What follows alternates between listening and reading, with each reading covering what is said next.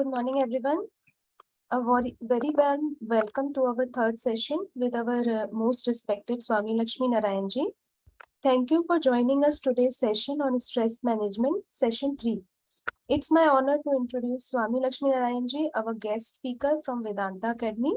Swami Lakshmi Narayanji is a senior disciple of Swami Part3 and he organizes public lectures and seminars on various topics related to the philosophy of Vedanta.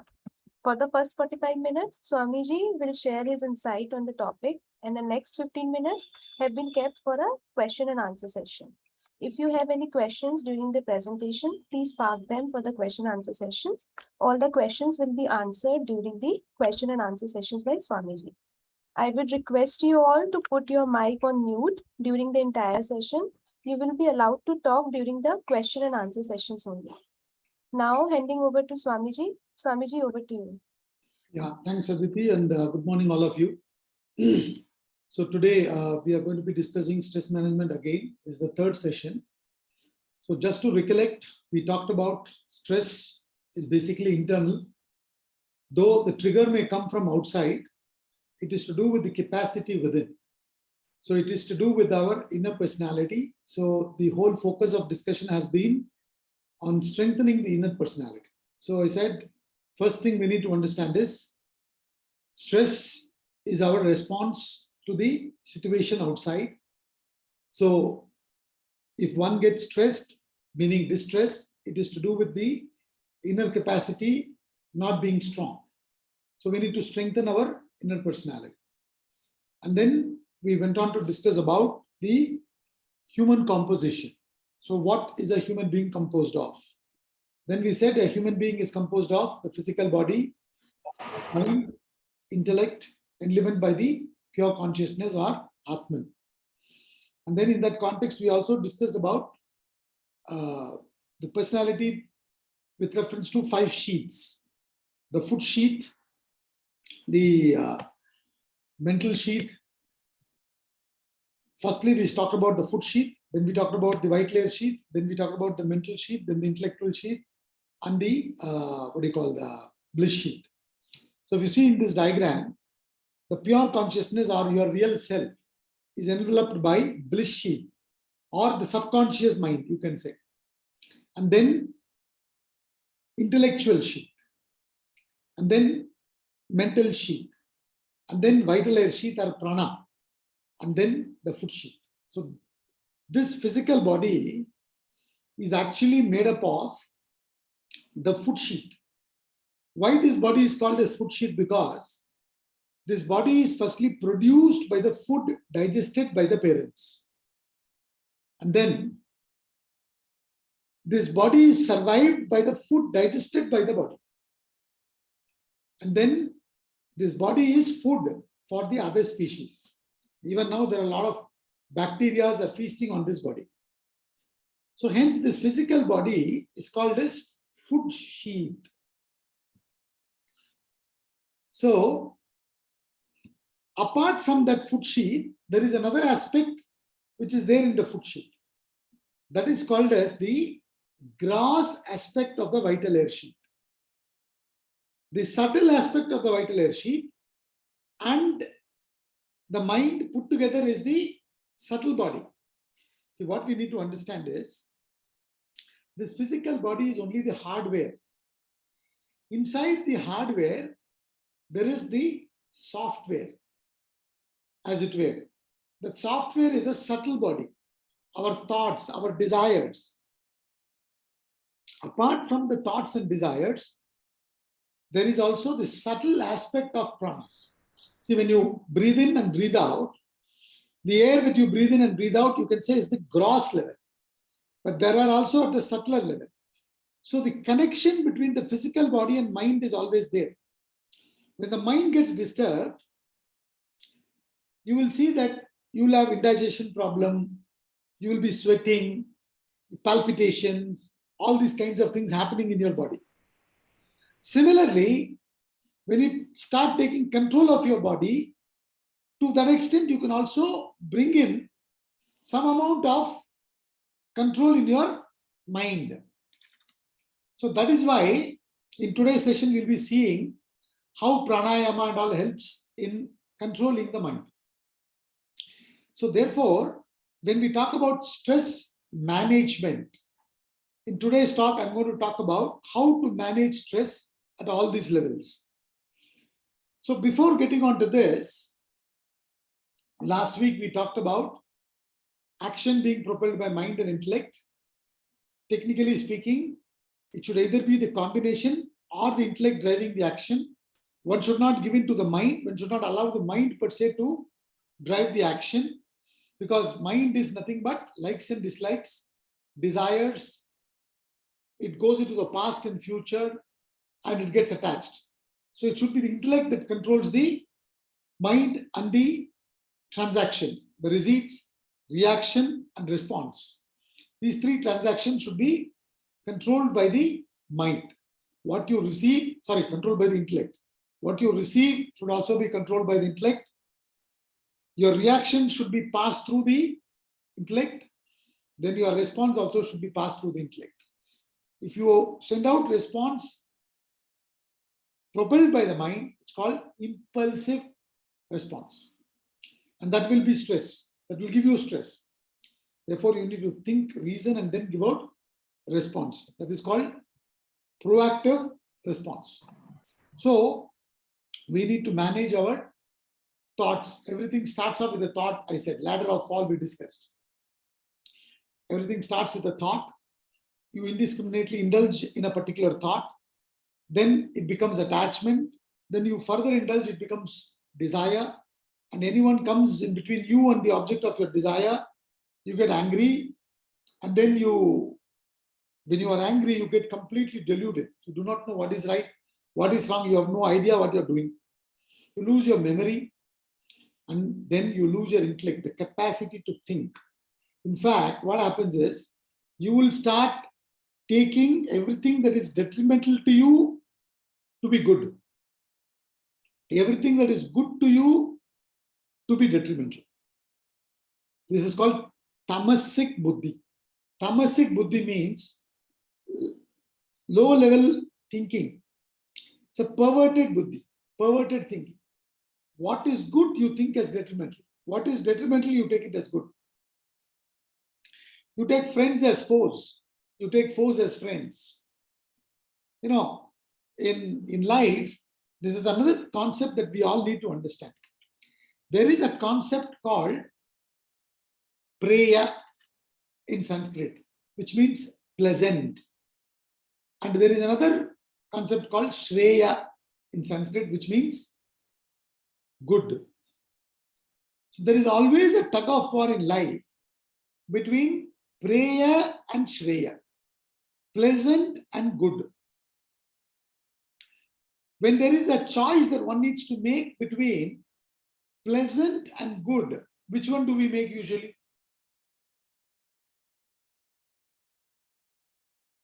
What would be our choice generally? If there is an option given to you, choose what is pleasant for you, choose what is good for you. Which one will you choose mostly? Come on, quickly, we have only 45 minutes. It should be good. Pardon? It should be good rather than the pleasant. If we have an option, we'll go for good, which may be. So, Yeah. Mr. Rastogi, right? Yogesh Rastogi. Yes, sir. He is saying it should be good. I'm very glad he used that word, it should be. Because usually what happens is we choose what is pleasant. What is preya, not what is shreya. This is the problem. Okay. This is the problem. Actually, what you said is right. It should be what is good. Supposing you are told to choose between getting up early in the morning, getting up late. Which one do you choose? My question is, on Sunday, during weekday, you say, I have to go to job. I've already taken loan. If I don't go to job, I will not be paid. Then how will I pay back my loan? Nobody will respect me. So you force yourself to get up maybe. But on weekends, people think weekend means we have to get up only in the evening. It's some kind of a idea people have like this. See, please understand, there is no weekend or vacation for nature. If Mr. Sun applies for vacation for about 10 days, will you sanction that vacation? Firstly, Mr. Sun will not apply. Now, please understand, if more than 7 continuous days, if sun doesn't rise, everything will perish. See, this concept of Sunday, do you know when it came?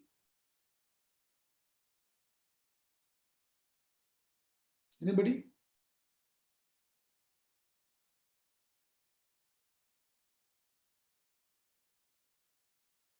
I think it's not very old. It's just 70, 80 years back. When we 70. moved from agricultural revolution to industrial revolution. The moment we moved from agriculture, in agriculture, when we were all, in agriculture, what happens? Early morning they get up because they have to do certain things in the morning time. And then they come home. Then they may rest, they may eat their breakfast or lunch, whatever. They rest. And then they do their housework. And then they may go to the field. See, the work and life was intertwined. The moment industrial revolution came, then 24 hours the machines are running to increase the productivity. So then a human body, human mind, everything has a certain capacity. So what they said, 8 hours. 8 hours shift.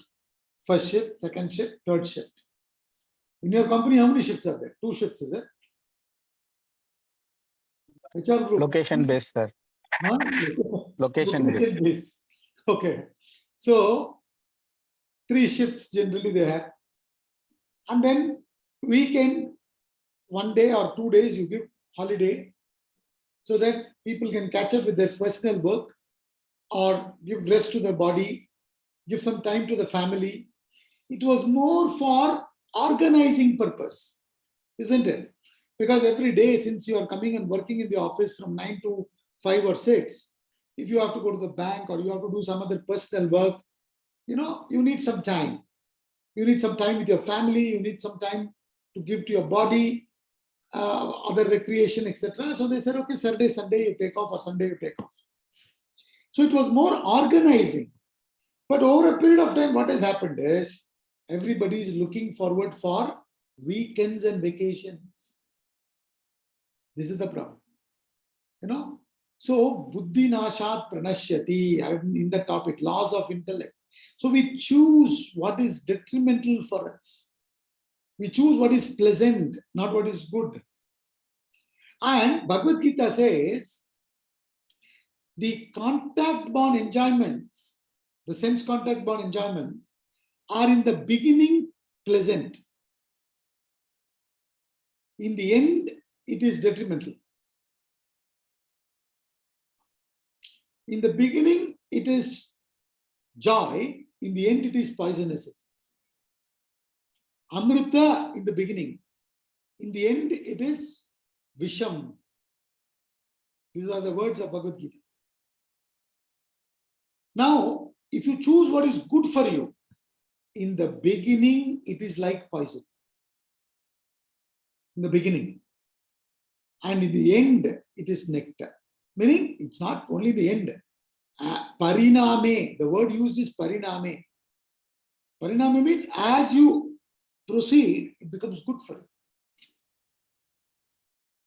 So, therefore, one needs to remember this shloka, verse number 5, chapter 6, which is there on the screen. Udared atmanatmanam, atmanam avasadayet, atmaiva yatmano bandhuhu, atmaiva ripuratmanaha. Which means what? Let man lift himself by himself, let him not lower himself. And his self alone is his friend, his self alone is his enemy. So if you use your personality properly, it will be your friend, otherwise it will be your enemy. So a person who is highly egoistic, is like a cone resting on its apex, we said.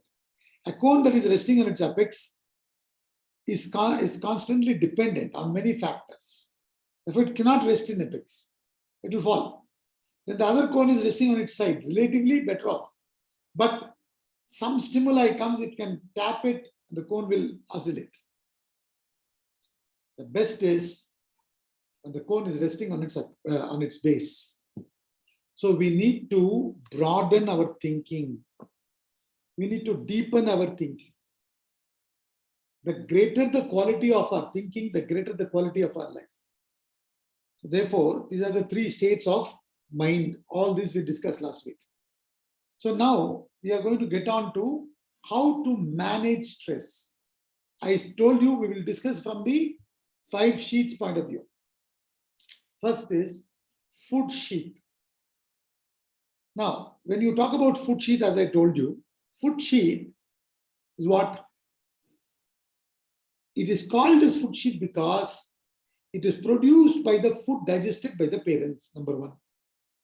And number 2, it is maintained by the food you consume and digest. Number 3, it is food for the other species like bacteria, virus, and all that. Right? So therefore, it's called food sheet.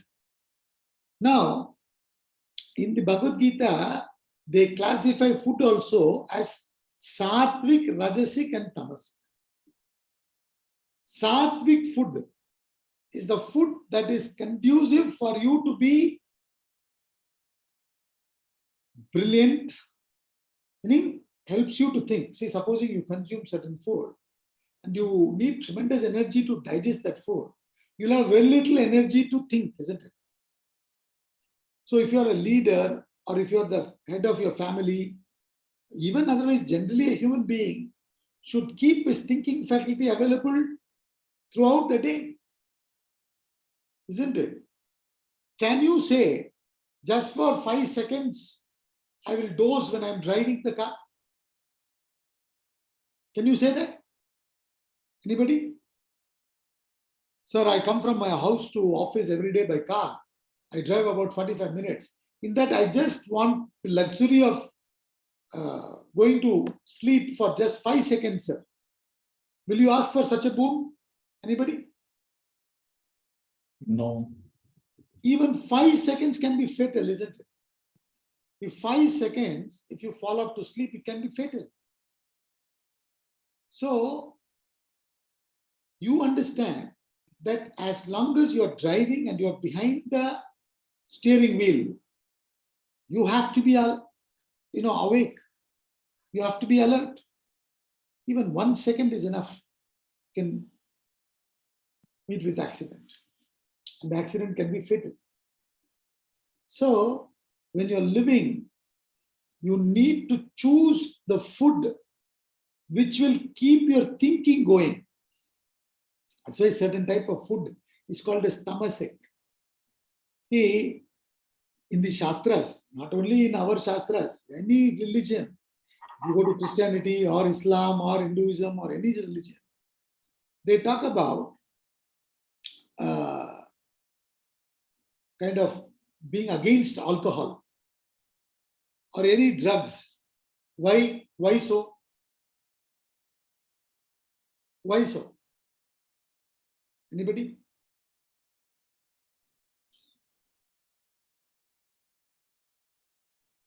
Are come on quickly.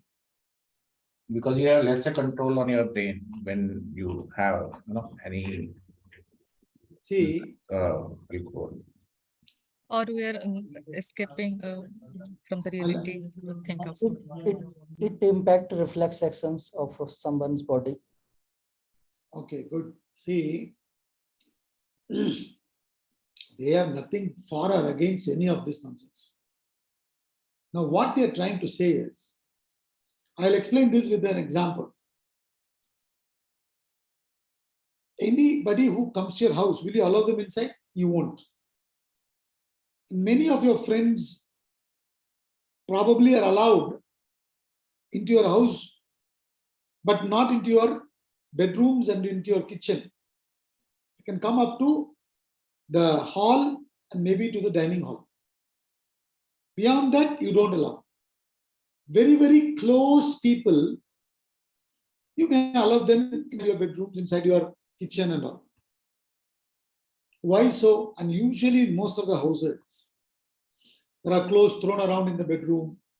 There are books thrown around in the study room. Kitchen also is not kept that clean. But the hall is very clean.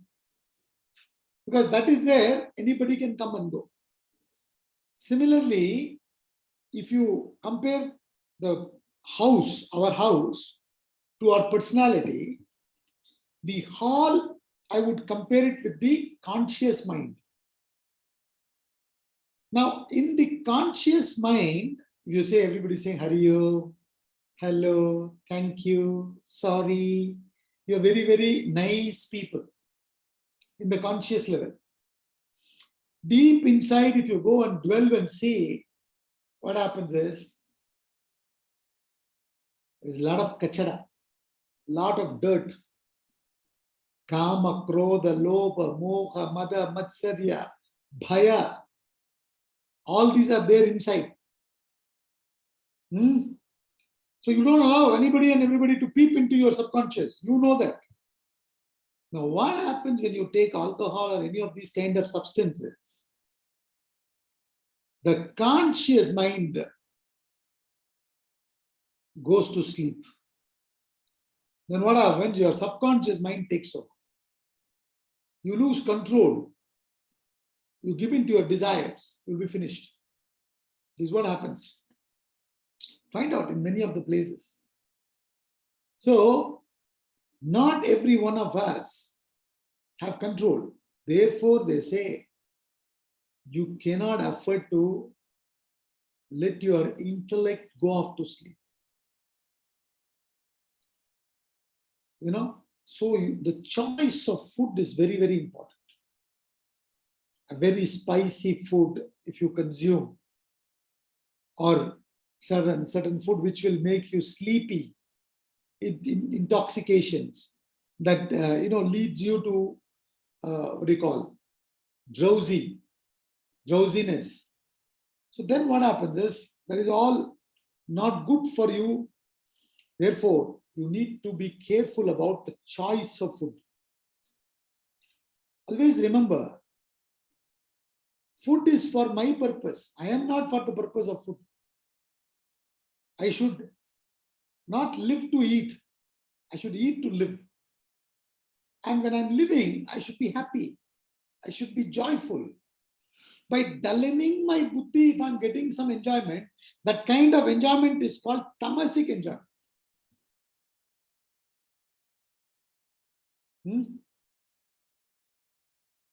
By putting my thinking capacity to sleep, if I'm experiencing some joy, it's a very, very negative or tamasic enjoyment. And that will give you joy maybe that time, but later on it gives you stress. So therefore, the choice of food.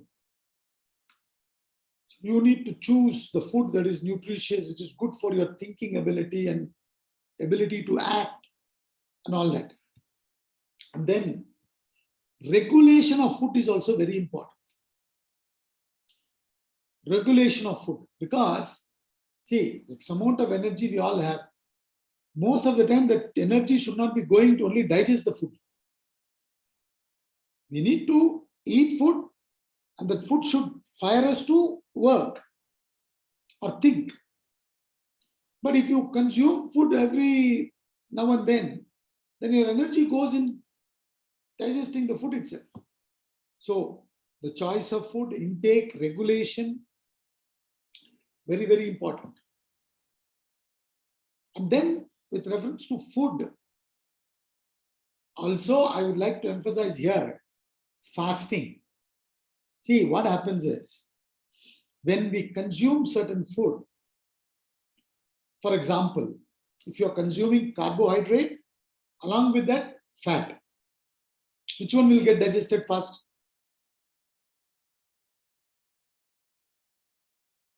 Anybody? Carbohydrate, sir. Carbohydrate. So if the body has got enough energy from the carbohydrate, what will it do with the fat?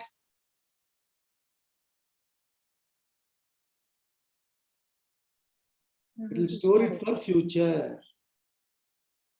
Okay. Are you getting it? Are you there, everybody? Yes. You are consuming sugar, carbohydrate, and fat. Sugar will get digested first. Then carbohydrate will get digested. By the time you got enough energy, so body will say, यार मेरे को ज़्यादा मिल गया. So मैं जो ज़्यादा है वो store करेंगे future के लिए, क्योंकि we don't know whether we'll get it in future or not. So now what happens? The fat gets stored. Now on a regular basis, supposing you're going on storing fat, long-lasting fat starts turning into disease. Are you understanding what I'm saying? Yes or no? Yes. So the disease will give you stress or happiness. Additional stress. Therefore, you have to be very, very careful. Therefore, what they did in our culture is minimum once a week you skip dinner. In fact, if you go very, very deeply into spirituality, what they did is during Navratra time, a lot of people fast and all that. Now, every month, 15 days Paurnami tak, and then 15 days Amavasya tak. Full moon, no moon. The 11th day is called the Vrat day. Right?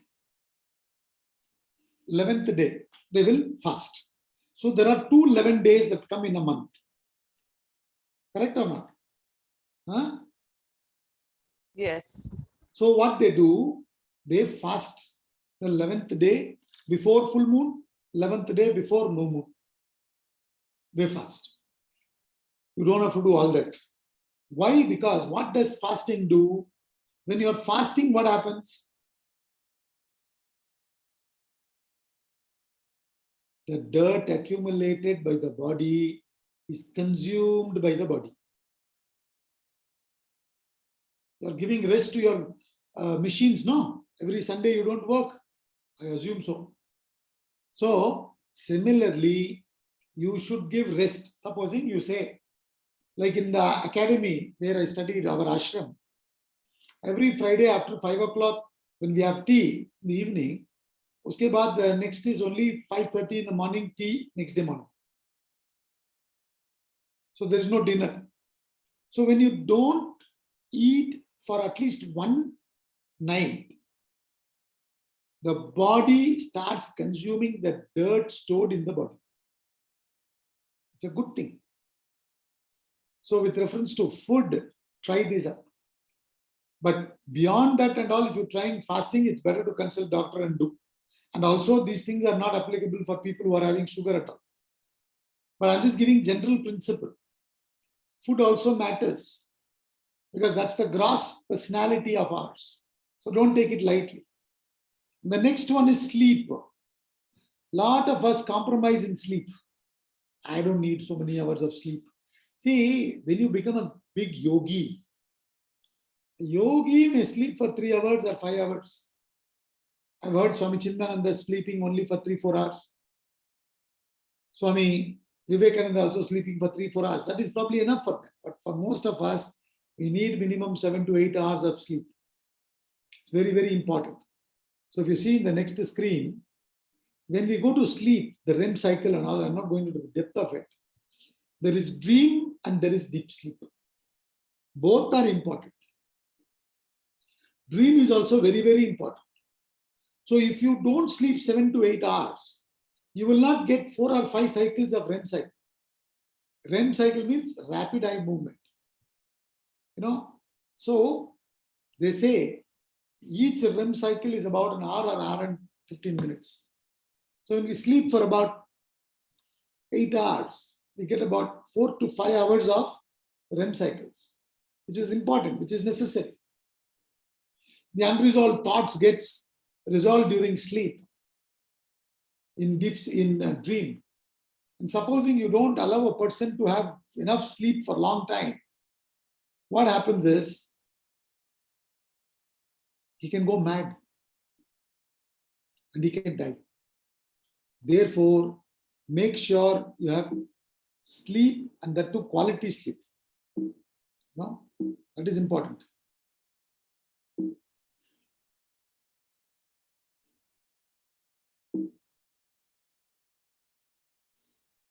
So food and sleep.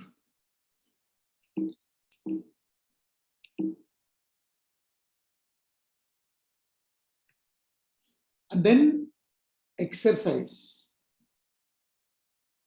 Very, very important. Why exercise is very important? Anybody?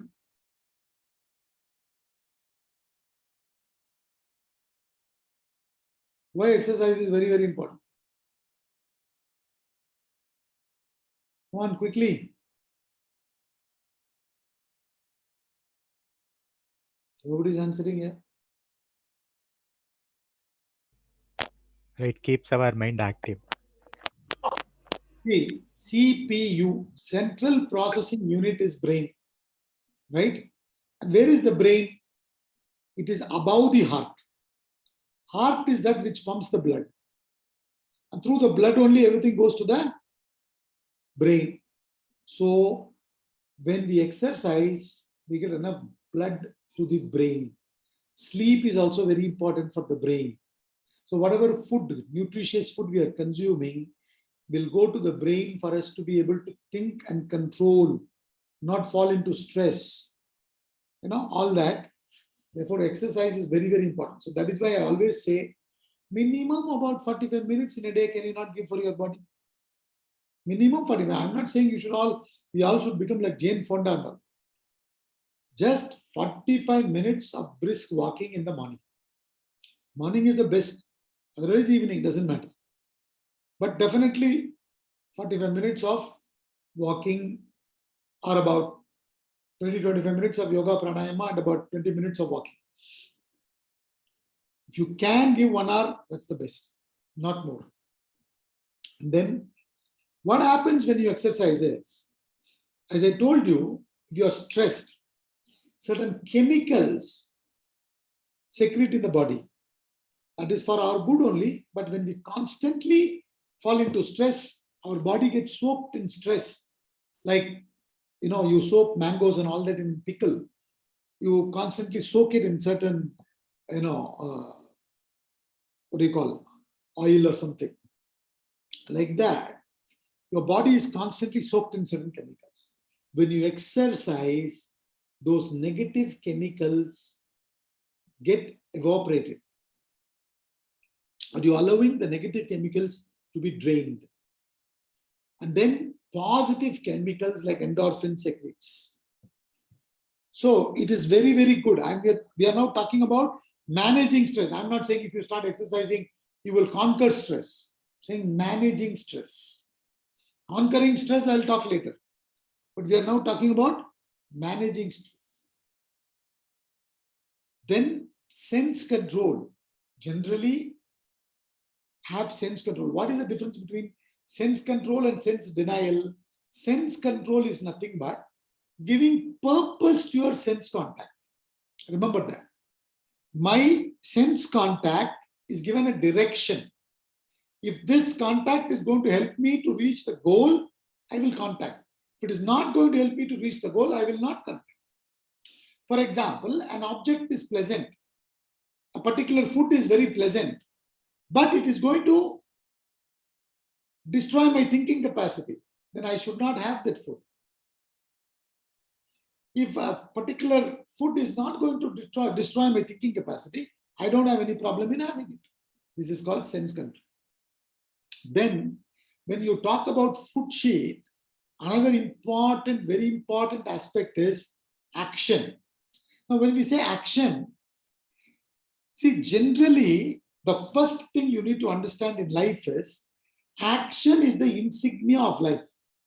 Inaction is death. Action is the insignia of life. Inaction is death. Water is continuously flowing in river. There is life in river. Whereas water is stagnant in a pond. Slowly what happens? The water becomes dirty, the water gets evaporated, life becomes extinct. So therefore, life and action are inseparable. We also use words like saying, there's life in Mumbai, there's life in New York. Why? There is a lot of action. They say the city never sleeps. Meaning tremendous action. So when I talk about action, the first thing we need to understand is we need to be generally active people. For example, you're sitting at home, somebody is ringing the bell. Would you be the person who will get up and open the door, or would you wait for someone else to come and open the door? So you will find a relatively active person is less stressed compared to an inactive person. But in being active, there are two other factors. One is you have to be unselfish, not selfish.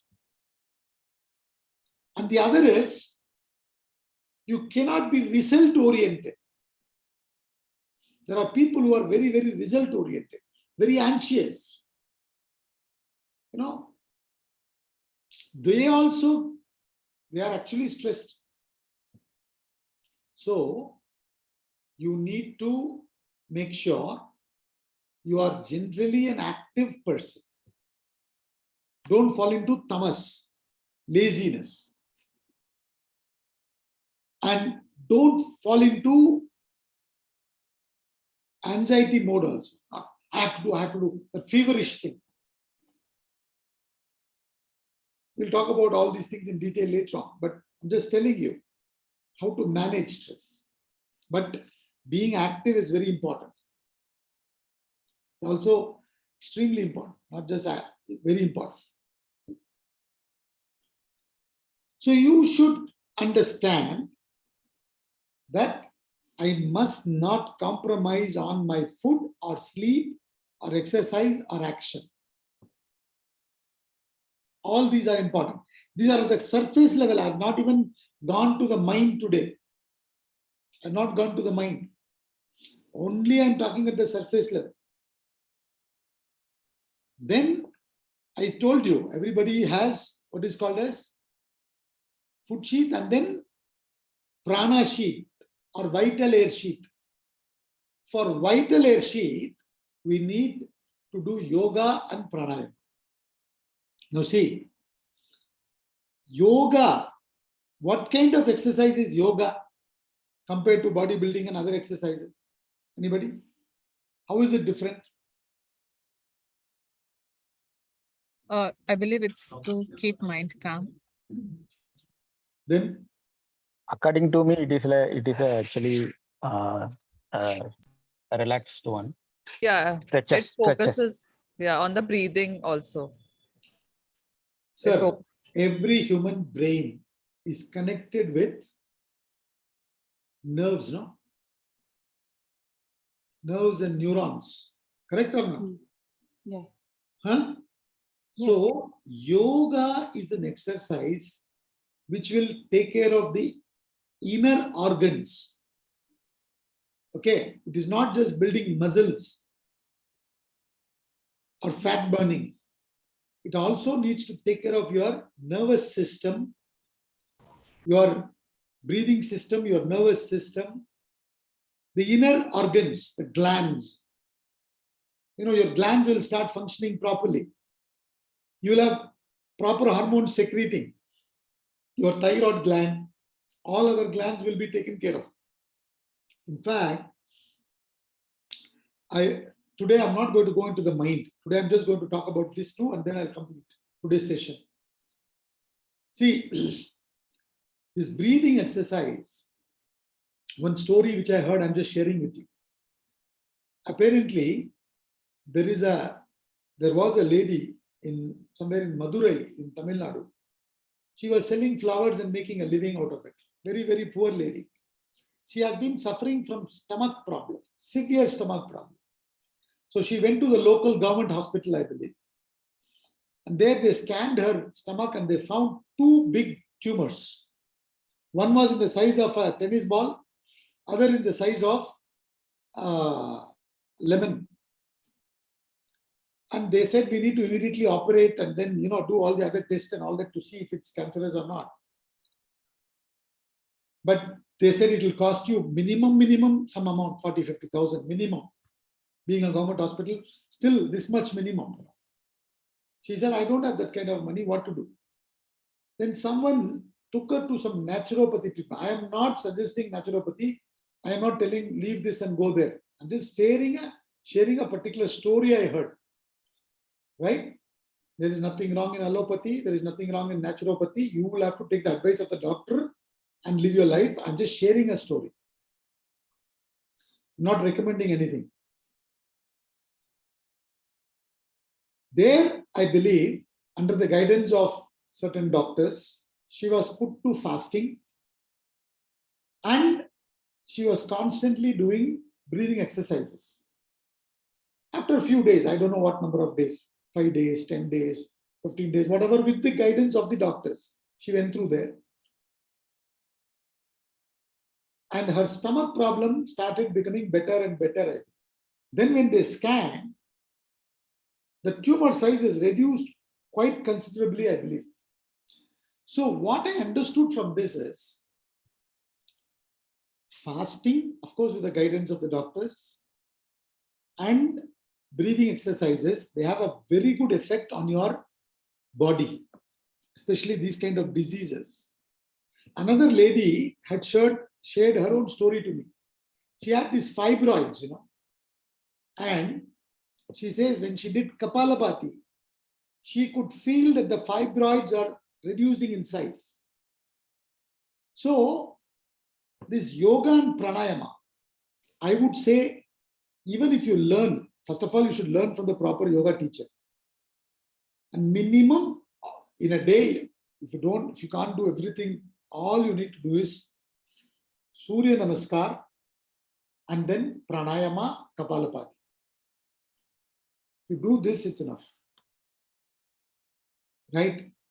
In fact, I would say if your HR can contact somebody who will teach you yoga, if you are interested, if you tell me, I know a person in Chennai, she'll do it to you online. All of you must learn minimum this. Surya Namaskar, few rounds of Surya Namaskar every day, and pranayama and Kapalabhati. If you do that, it will have tremendous effect in your internal organs, in your inner personality. It will also help you to quieten your mind to a great extent. It's very, very important. See, I've mentioned this to you many times. I'll repeat it once again. Can you talk while inhaling? Say hello when you inhale. Inhale your breath and say hello. No, we can't do. Huh? No, we can't. You can't do. You can only talk when you're exhaling. Isn't it? So, what science tells us is, we have parasympathetic nervous system and sympathetic nervous system. When we are stressed, sympathetic nervous system takes over. Now we need to reverse it. So we need to kick in the parasympathetic nervous system. So for that, long exhalation is very confusing. So when you do pranayama, what is pranayama? For example, Anulo Vilom. You keep your fingers like this, and then with your thumb, you close your right nostril and you breathe in through the left nostril. And then you close both the nostrils and then release your breath through the right nostril. This is called Purakam and Rechakam. Filling and releasing. There is one more thing in between called Kumbhaka, which is withholding. Now, Kumbhakam you should not do without the proper guidance from the masters. So, simple pranayama, all you need to do is keep your fingers like this. With your thumb, close your right nostril. Breathe in through your left nostril, close both the nostrils and release your right nostril. And then release the breath. Exhale. Make sure the exhalation is twice the time of inhalation. Now repeat it from the other side. Like this, if you do pranayama for 10 minutes, doing long exhalation.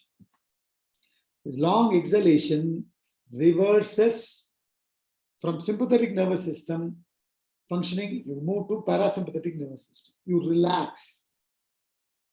So every day morning, I would recommend about 15 minutes of Surya Namaskar, 15 minutes of pranayama, properly learned from a good yoga teacher. And then if you practice, and then if you can have about half an hour of walk in the morning or evening, that will sufficiently help you in managing stress. I'm not saying it will reduce stress, but help you in managing stress. And another thing about yoga is, it will become yoga only if you are focusing and doing the exercise. If you're watching TV and watching TV in the sense, watching some other program, news in the TV and then doing exercise, it is not yoga. Yoga means integration. The body, mind, intellect, everything needs to be integrated. You are in alignment. So yoga also helps you to develop focus. Are you with me? Yoga helps you to develop focus slowly, slowly. There are certain postures. They call it as balancing postures. Like, for example, Vrikshasana. That will help you to develop focus. So if you do this, then it will help you to deal with your stress, manage your stress. So this much is enough for the day. Next week, hopefully will be the last session on the 4th October, where we'll talk about mind, intellect and ego. That I will do next week. This is a very important portion, mind, intellect, ego, and then elimination of stress. All that I'll talk about next week. So whatever we spoke today is more practical side, Today it is more practical side. Please follow that. And if you have any questions, Swamiji, sorry to interrupt. I have one question. yes, please. So I just wanted to know, one of the PPT has been mentioned that attachment leads to anxiety or something. But I just want to know what is the difference between attachment and connection? Attachment and Connection. connection. Hanji. What connection? See, I'm connected with you through MPS. I'm connected to MPS company. But if I'm attached to MPS company, I'll be, after giving this talk, I will be concerned. I hope everybody understood what I spoke. I hope the MPS people are benefiting. I hope the MPS keeps calling me. I hope this happens. This is called attachment. So being connected with MPS, nothing wrong. In fact, I should be, as much as possible, share my knowledge with other people. But if I'm attached, I will suffer. And to the extent I'm attached, I will not deliver this lecture properly also. You're getting it? I need to Madam? think. I need to think again more because it's been confusing for me whenever I think. No, connection means I'm connected to somebody or some situation. That is nothing wrong. But if I'm attached, mental attachment, we are talking about mentally attached. Madam, if you tie supposing you tie the chair from your house, you tie your children, everybody to you, and then come to the office. What will happen to you? Then when you go from office to your home, you are tying the chairs from the office, your colleagues also, you are tying to yourself and going home. Then will you suffer or not? Yes. So when you come to MPS, relate with everybody, be connected to them. But when you leave MPS, leave everybody there and go. But if you carry them in your mind, you will suffer. But carrying in the mind is called attachment. I think there are people talking in the background. I would request them to, mute their mics. Okay. Thank you. Yes, sir. Anybody else? Anyone of you, if having any questions, please ask the Swamiji.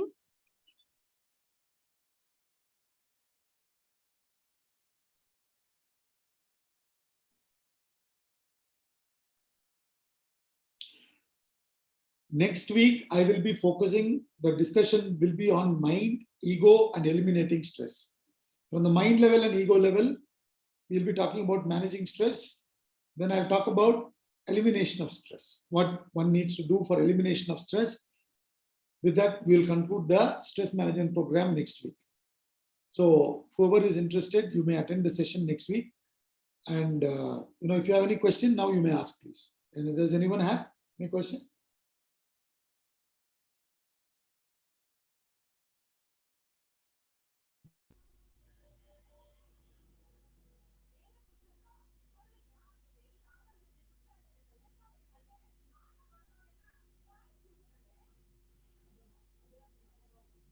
If there are no questions, shall we conclude, Aditi? Yeah, sure. So thank you, Swamiji, for sharing your knowledge on various techniques to manage stress. These techniques will help us to manage stress effectively. Thank you once again, and we are looking forward to have another inspiring session in coming days. Dear MPS employees, thank you all for your active participation. We will be sharing the details of next session in coming days. Have a good day. Thank you.